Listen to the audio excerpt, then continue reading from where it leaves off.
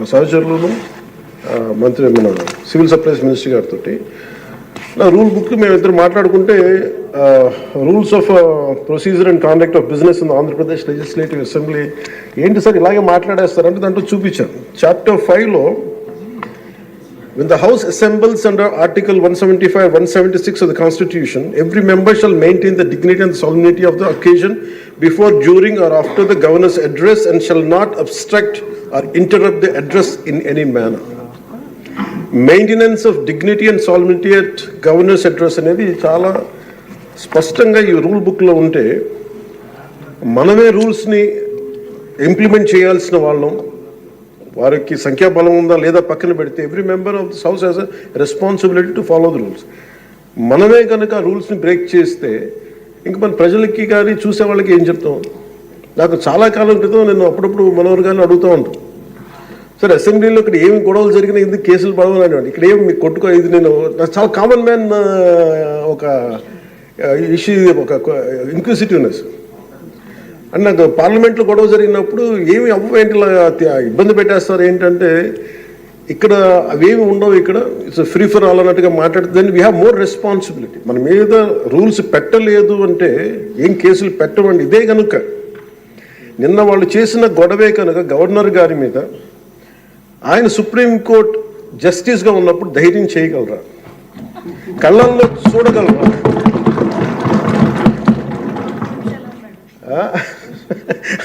నాకు అదే అనిపించింది. అంటే గౌరవించాల్సింది పోయి ఈ విధానం ఏంటనిపించింది.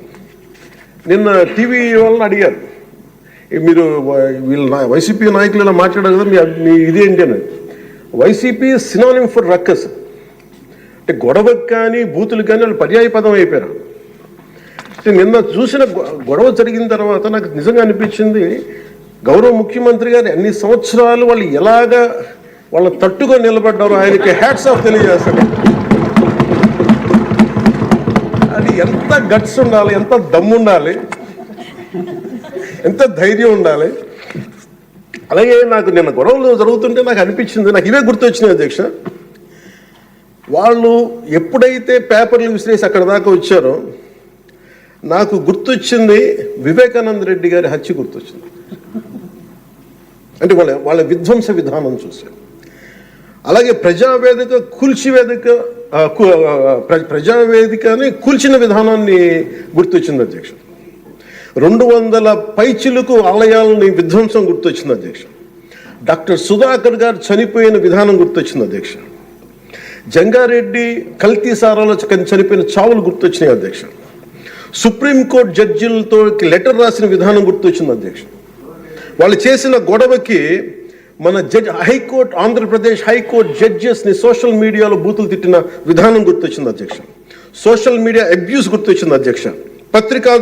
పత్రికాధిపతులపై దాడులు గుర్తొచ్చినాయి అధ్యక్ష. రివర్స్ టెండరింగ్ గుర్తొచ్చింది అధ్యక్ష. పాలసీ టెర్రరిజం గుర్తొచ్చింది అధ్యక్ష. స్వయాన మీ మీద జరిగిన టార్చరు, దాడులు, ఇబ్బంది పెట్టిన విధానం గుర్తొచ్చింది అధ్యక్ష. మన అడవుల విధ్వంసం గుర్తొచ్చింది అధ్యక్ష. చంద్రబాబు గారిని 53 రోజులు జైల్లో పెట్టి ఇబ్బంది పెట్టిన విధానం గుర్తొచ్చింది అధ్యక్ష. అమరావతి రైతుల్ని దారుణంగా రక్తాలు ఇచ్చేలా కొట్టి కేసులు పెట్టింది గుర్తొచ్చింది అధ్యక్ష. తిరుపతి కల్తీ లడ్డులు గుర్తొచ్చినాయి అధ్యక్ష. అబ్యూస్ ఆన్ విమెన్ గుర్తొచ్చింది అధ్యక్ష. మన కళ్ళ ముందు వీళ్ళు విధ్వంసం తెలియజేస్తూ ఉన్నారు. వీళ్ళు ఈ స్థాయిలో ఇక్కడ ప్రవర్తిస్తే దానికి సంబంధించి బయట ఇట్లాంటి గొడవలు జరుగుతాయి అధ్యక్ష.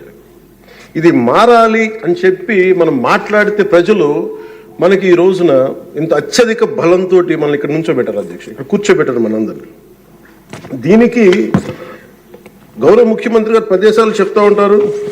అలాగే ఇది మినిమం గవర్నమెంట్, ఇది మన నరేంద్ర మోదీ గారు చెప్తారు, గౌరవ ప్రధానమంత్రి, minimum government and maximum governance అని.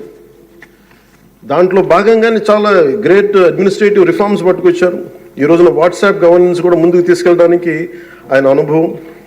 అంటే మేము ఈ ప్రభుత్వం చేస్తున్నది అధ్యక్ష, ఎక్కడా కూడా ప్రభుత్వం ప్రజలకి సామరస్యపూర్వకంగా ఉండాలి, ఎక్కువ సానుకూలంగా ఉండాలి, ఎక్కువ బాధ్యతలు పెట్టాలి, ఎక్కువ బరువు పెట్టకూడదు అనే విధంగా గౌరవ ముఖ్యమంత్రి గారి ఆధ్వర్యంలో నడుస్తూ ఉంది ప్రభుత్వం. మేమందరం ఆయనకి సహాయ సహకారాలు అందిస్తా ఉన్నాం అధ్యక్ష. Governor his excellency Abdul Nazeer గారికి రాష్ట్ర ప్రభుత్వ అధిపతిగా గవర్నర్ హోదాలో శాసనసభను ఉద్దేశించి రాష్ట్ర అభివృద్ధి భవిష్యత్ నమూనాను దిశానిర్దేశం చేసినందుకు వారికి నా హృదయపూర్వక కృతజ్ఞతలు. అలాంటి ఉన్నతమైన వ్యక్తి ఇస్తున్న సందేశాన్ని చూసి వైసీపీ వాళ్ళు బాయ్కాట్ చేయడం